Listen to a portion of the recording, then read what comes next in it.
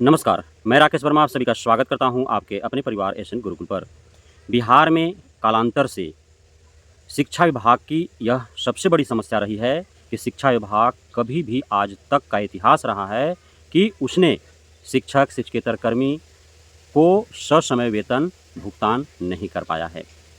कई सरकारें आई, गई, शिक्षा विभाग के कई अपर मुख्य सचिव आए, गए, कुछ ढीले-ढाले थे, कुछ सख्त थे।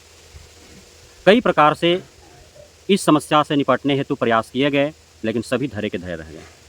आज 21वीं सदी में 2024 जब सुशासन बाबू के सरकार में रहते हुए 18 वर्ष बीत चुके, भर्ती प्रक्रियाओं को बदला गया। पूर्व में बीपीएससी के द्वारा लिए जाते थे, फिर पंचायतों के द्वारा लिए गए, फिर नियोजन प्राधिकार के द्वारा लिए गए, अब पुनः बीपीएससी आयोग के द्वारा लिए जा रहे हैं।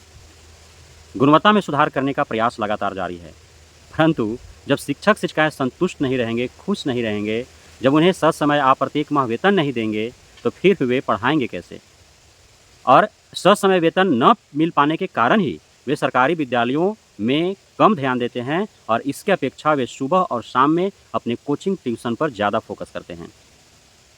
चूँकि रोज़मर्रा की ज़िंदगी की आवश्यकताओं को पूर्ण करने हेतु उन्हें रोज़ाना पैसे की आवश्यकता होती है और सरकार उन्हें प्रत्येक माह वेतन नहीं देती है, जिसके कारण वे काफ़ी जूझते रहते हैं और उसे पूर्ण करने हेतु वे ट्यूशन, कोचिंग पढ़ाते हैं या फिर पार्ट टाइम अन्य कहीं कोई दूसरे जॉब की तलाश करते हैं और वे उसे करते भी हैं। इस प्रकार से उनका जीवन यापन चलता है।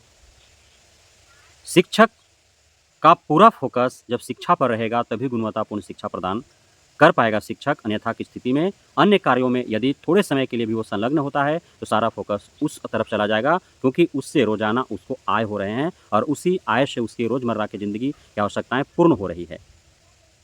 आप 6 माह पे, 4 माह पे, 3 माह पर, 1 माह, 2 माह का वेतन देंगे, तो वह वेतन धरा का धरा रह जाएगा।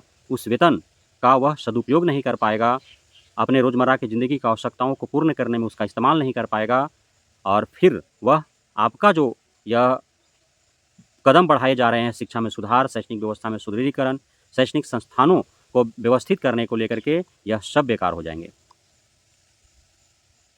पूर्व एसीएस के पाठक ने कई दफ़ा पत्र-पत्रांक के माध्यम से सभी अधीनस्थ अधिकारी पदाधिकारियों को दिशा निर्देशित करते रहे हैं कि प्रत्येक माह के 25 तारीख तक सभी विद्यालयों में कार्यरत एक-एक शिक्षक, शिक्षिकाओं, प्रधानाध्यापकों, शिक्षकेतर कर्मियों का उपस्थिति, अनुपस्थिति संबंधी रिपोर्ट अधो-हस्ताक्षरी को मिल जाने चाहिए, ताकि उनका उसी आधार पर वेतन तय किए जाएँ और उन्हें प्रत्येक माह के 1 तारीख को उनके खाते में वेतन भुगतान कर दिया जाए। लेकिन कहीं ऐसा हो नहीं पाया। यह निर्देश का कहीं भी पालन नहीं हो पाया और आज प्रत्येक माह के 1 से 5 तारीख तक, 10 तारीख तक भी वेतन नहीं हो पा रहे हैं। अब तक पूरे बिहार भर के हज़ारों की तादाद में ऐसे शिक्षक-शिक्षिकाएँ हैं, जिनका जून माह का वेतन जुलाई के अंतिम हफ्ता तक नहीं मिल पाए हैं। अब जुलाई बीतने वाला है, जुलाई माह का वेतन उनको अगस्त के प्रथम वीक में मिलेंगे, जून का उनको नहीं मिल पाया है।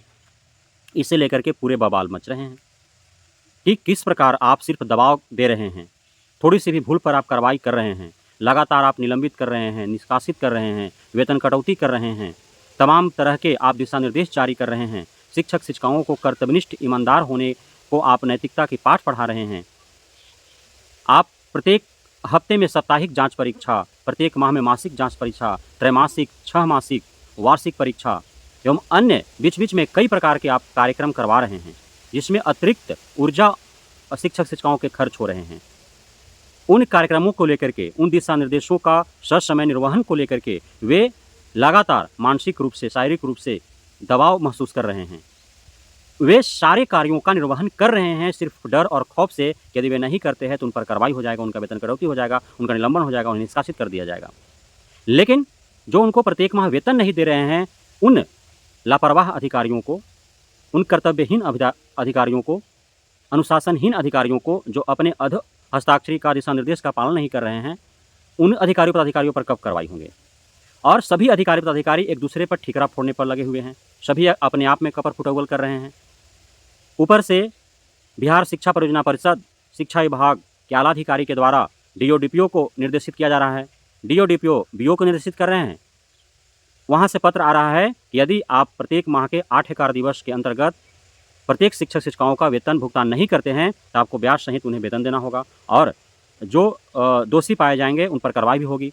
अब डीओ डीपीओ अपने बीओ को निर्देशित कर रहे हैं कि आपने प्रत्येक माह के 25वीं तिथि तक पूर्ण रूप से शिक्षक शिक्षिकाओं का उपस्थिति अनुपस्थिति संबंधित रिपोर्ट डीओ डीपीओ को भेजा ही नहीं, जिस कारण से उन्हें वेतन भुगतान नहीं हो पा रहे हैं। आप इस हेतु जवाब दें, इसमें कौन दोषी है आपके कार्यालय में जो उपस्थिति अनुपस्थिति संबंधी पंजी डीओ डीपीओ कार्यालय तक नहीं पहुंचा पा रहा है। यदि आप प्रत्येक माह के 25वीं तिथि को इस कार्य को नहीं कर पाते हैं, नहीं करवा पाते हैं और जो भी इसमें दोषी है उसके बारे में आप यदि रिपोर्ट नहीं करते हैं तो फिर यह मान लिया जाएगा कि आपका ही दोष है, अर्थात बीओ को ही दोषी मानकर उन पर कार्रवाई हो जाएंगी। और बीओ क्यों अपने ऊपर लेगा?